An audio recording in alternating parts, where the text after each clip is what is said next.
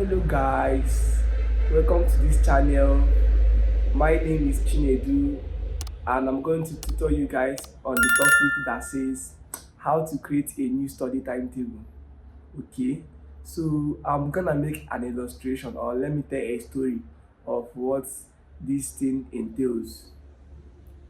When I was in school, when I was in secondary school, sorry I used to make emphasis on secondary school, but is where I spent most of my time studying, becoming a better person. That's where the reformation started. Okay, so when I was in secondary school, it happened that when I was holding a post in school, I used to take care of some kids.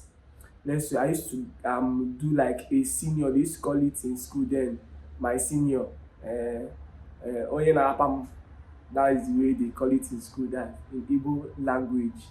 So in during that section, I had over 20 something students I'm coaching in school. It started with just two persons, or let's say three. At some point it advanced to 20 something. Do you know what I did? Each of them had their own study timetable. Each of them had their own study timetable.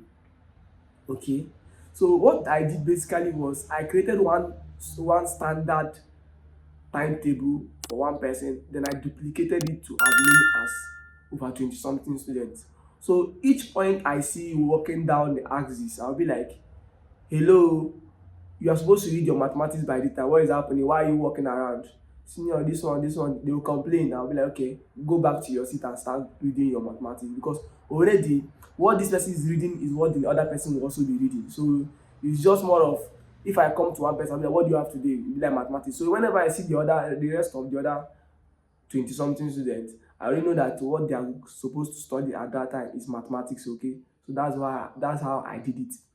So that's the quality of a good timetable. That's what a good timetable entails.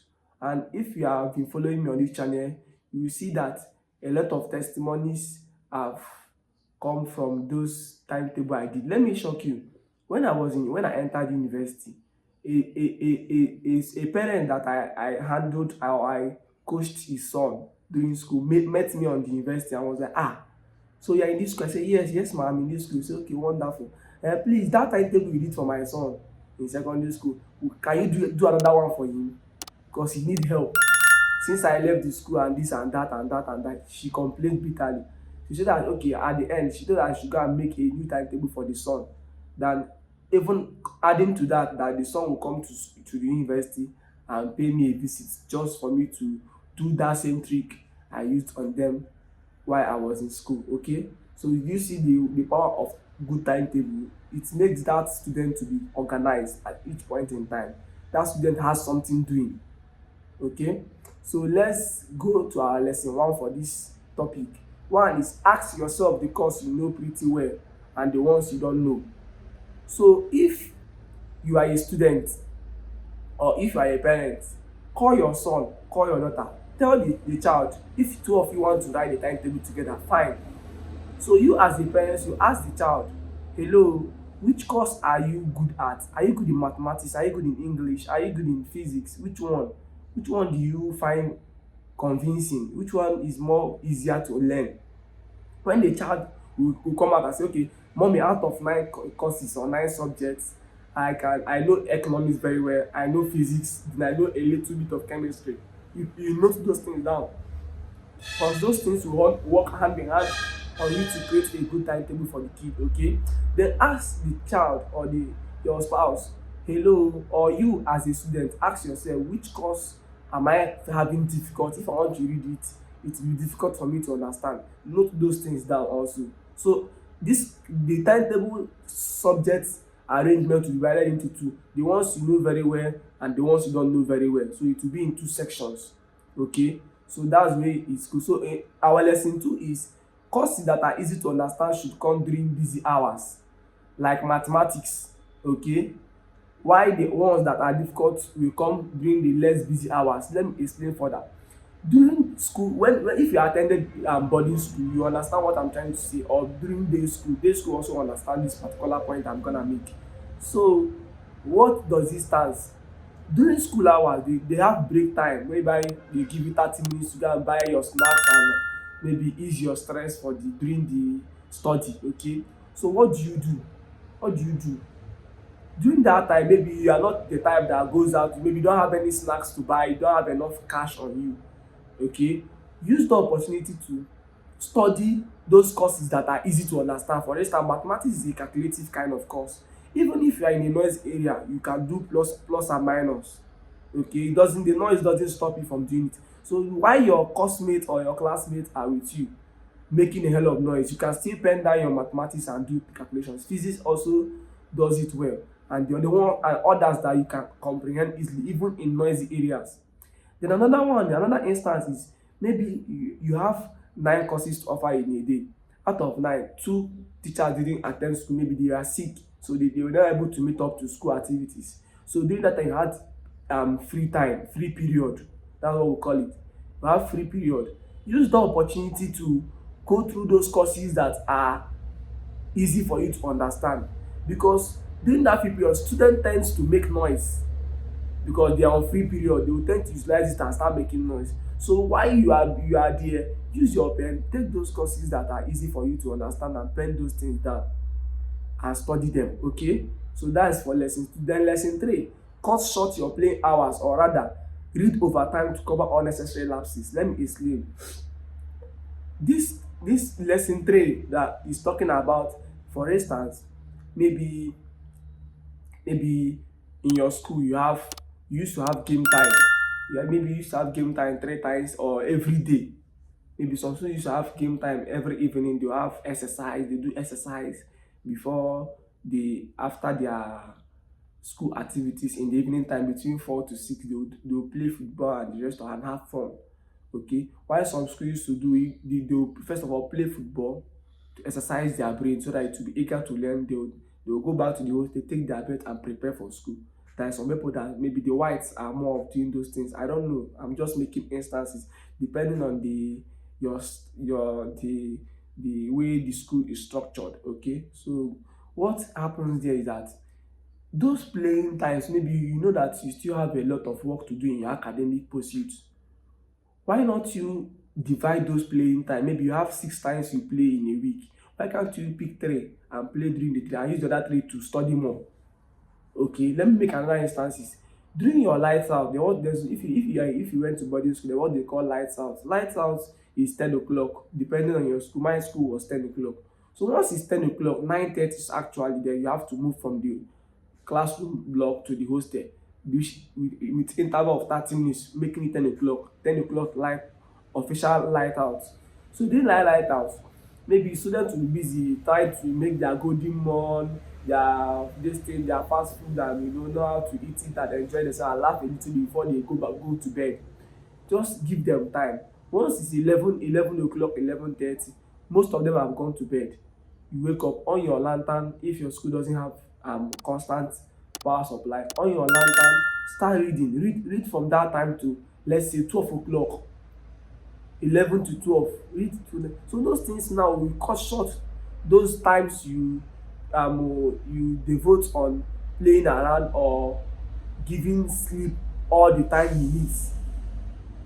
For you to get something, you have to deprive yourself from certain things. So sleep is one of them that you have to deprive yourself. Read overtime. Those difficult courses you used to have, place it on those over midnight reading. It will make you to settle down and reflect on those courses and be able to digest it properly. Okay, so on our lesson 4, we have schedule more time to difficult courses you don't understand. Like I said earlier in our lesson 3, if you want to make a proper timetable, bring out those courses that are easy. Maybe in a day you want to read 6 courses in a day. You understand?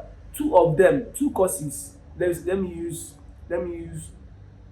3 courses for example: mathematics, English, and French. Okay, your French is not our language, our official language, so you tend to find it difficult to understand.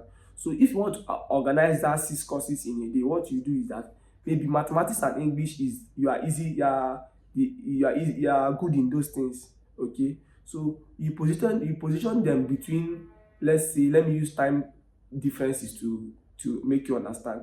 maybe during on Saturdays that you don't have school activities, or maybe on Sundays you don't have school. Let's say Saturday you don't have school activities, maybe you start for your reading from 9 to 11. Each course you have 2 hours to read. Mathematics time is between 9 to 11. Then English time is between 11:30 to 1:30. Give yourself 30 minutes interval to ease your brain. Okay, so it depends. You can still go for 9 to 11 for mathematics and immediately jump into English from 11 to 1. It's still okay. So then from 1 to 3 you put French. 3 to 5 you still add French again, give it double attention. Okay, so that's what I'm trying to say. Those courses that are finding, give it more time. If you are studying others 2 hours, give them 4 hours. Study them properly. Okay, so that remaining 4 times you are going to have courses that are going to fix French all through. Take your time, study it properly again and again and again until you get used to it. So that's for lesson 4. So for lesson 5, create time during weekend to do all assignment and projects.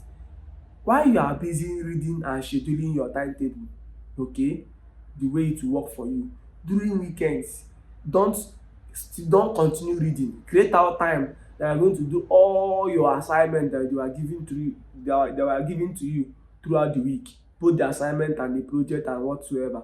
Have time, maybe on Saturday, create out 2 hours or 4 hours to do all your assignments, all your projects, so that you're able to be prepared for the upcoming week. Okay, so that is for lesson 5. Then for lesson 6, lastly, create a play time to ease your stress. So while you are organizing your timetable, it's also good to add time that you have play time you go for sports, because while you are reading stress your brain. It tends to stress your brain, so you need something that will cool it off. So maybe if you are having game time 6 times a week, you bring out 2 times a week out inside your timetable and devote it to your play time. Use it and go and play football, play with your friends, just to make that brain exercise to be softer. Okay, so if you want me to create a timetable for your child or a spouse in that is studying in university or maybe in the secondary school or whatsoever, send me a message on WhatsApp 081 142 55673. I repeat, 081 142 55673. So that's all for today. So let me make a recap of all I've said for those that wants to try this thing and see how it works. Number 1, as I said, ask yourself the courses you know pretty well and the ones you don't know. You have to understand that this mathematics, I don't know it. This English, I know it very, very well. Even if you wake me from sleep, I will able to digest those things and tell you what English is all about. So be able to differentiate the both, the ones you know and the ones you don't know. Then number 2 in our lesson 2 says courses that are easy to understand come during busy times like mathematics. So in these two categories that I have separated in our lesson 1, in lesson 2, you have to understand that those ones you understand well, you have to put it during those busy time, maybe during your break, maybe during your free period in your classes. You have to start reading those ones that are easy to understand. Why during night preps, evening preps, midnight reading, you devote it to those ones that are difficult to understand, those quiet times. Okay, so lesson 3 says cut short your playing hours, or rather read overtime to cover all unnecessary lapses. Maybe you're not good in French. Okay, you're not good in French, so you have to cut down those times you used to while away your time playing much. Use it to devote to those courses that are difficult to understand. Maybe during light out, you read extra mile during those quiet times in the midnight, so that you're able to understand what that course is actually trying to say or subject. Okay, so lesson 4 says schedule more time to difficult courses you don't understand. As I said previously in our lesson 3, you have to give more time. For instance, maybe a day you want to read 6 courses, you understand, use 2 courses and read those ones that is easier for you, and schedule it during busy time because they are easy to understand even in your busy environment.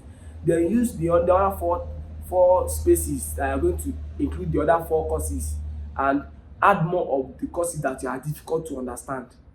You understand? Repeat it. For instance, if you have mathematics and English and French that you're going to study for on Monday, Mathematics will come first, you give it 2 hours. English will come first, give you another 2 hours. Then the other four, the other 8 hours remaining, for maybe you want to study for 12 hours, you have 2 hours to English, have 2 hours for mathematics. Then the other 8 hours that is remaining, devote it to French.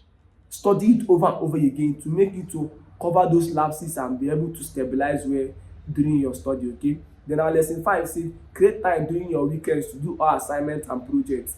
So while you are organizing your timetable, weekends, Fridays, Saturday, Sunday, create time, those times, cut out some times that you do your assignment and so that it will prepare you for the upcoming week. Okay. Then number in lesson 6, e says lastly create play time to ease your stress. So while you are studying in school, maybe you have play time of 6 times in a week, bring out 2 or 3, as much as you can give out. Use it to play with your friends, have fun, because it helps to stimulate the brain to make it organize and make it functional. Okay. So it's just like when you sleep, when you work all through the day and you tend to sleep, maybe you are feeling sleepy and you sleep, if you wake up you see that you are being energized to work more. So while you are reading, have a play time so that once you are done playing, it will stimulate you to read more. Okay. So that is all for this course, the topic I taught today. So don't forget to like, share and subscribe. One love.